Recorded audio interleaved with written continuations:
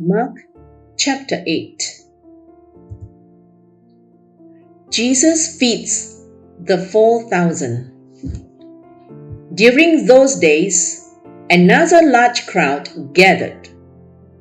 Since they had nothing to eat, Jesus called his disciples to him and said, "I have compassion for these people.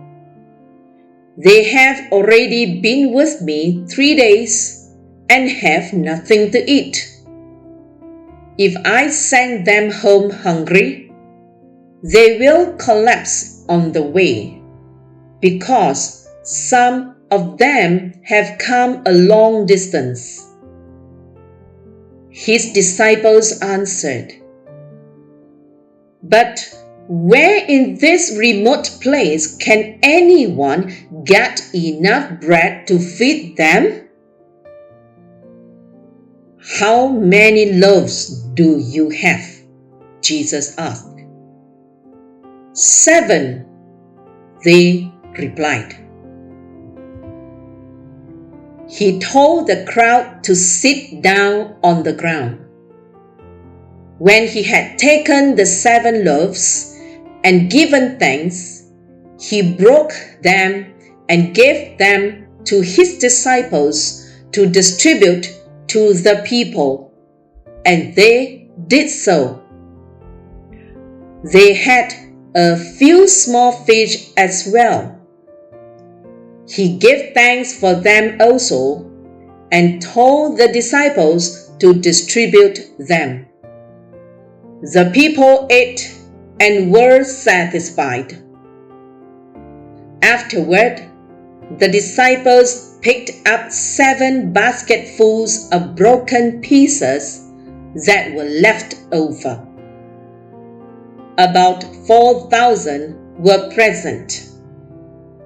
After he had sent them away, he got into the boat with his disciples and went to the region of Dalmanutha. The Pharisees came and began to question Jesus. To test him, they asked him for a sign from heaven. He sighed deeply and said, "Why does this generation ask for a sign? Truly I tell you, no sign will be given to it." Then he left them, got back into the boat, and crossed to the other side. The yeast of the Pharisees and Herod. The disciples had forgotten to bring bread, except for 1 loaf they had with them in the boat. "Be careful," Jesus warned them. "Watch out for the yeast of the Pharisees and that of Herod." They discussed this with one another and said, "It is because we have no bread." Aware of their discussion, Jesus asked them, "Why are you talking about having no bread? Do you still not see or understand? Are your hearts hardened? Do you have eyes but fail to see, and ears but fail to hear? And don't you remember when I broke the 5 loaves for the 5,000? How many basketfuls of pieces did you pick up?" 12, they replied. "And when I broke the 7 loaves for the 4,000, how many basketfuls of pieces did you pick up?" They answered, 7. He said to them, "Do you still not understand?" Jesus heals a blind man at at Bethsaida. They came to Bethsaida, and some people brought a blind man and begged Jesus to touch him. He took the blind man by the hand and led him outside the village. When he had spit on the man's eyes and put his hands on him, Jesus asked, "Do you see anything?" He looked up and said, "I see people. They look like trees walking around." Once more, Jesus put his hands on the man's eyes. Then his eyes were opened. His sight was restored, and he saw everything clearly. Jesus sent him home, saying, "Don't even go into the village." Peter declares that Jesus is the Messiah. Jesus and his disciples went on to the villages around Caesarea Philippi.